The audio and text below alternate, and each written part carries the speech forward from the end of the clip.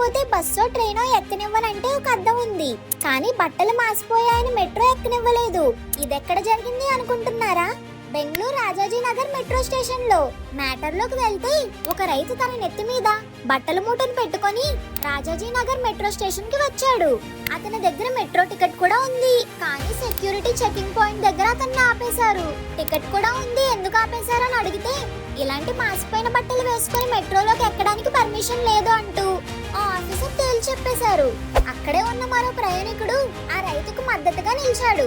Security చేసింది తప్పని, రైతుతో ఎటువంటి ప్రాబ్లం లేదని, మెట్రో రూల్స్ ప్రకారం అతని మూటకు అతనుకు రైల్లో అనుమతి ఉందని ఖరాఖండిగా చెప్పాడు.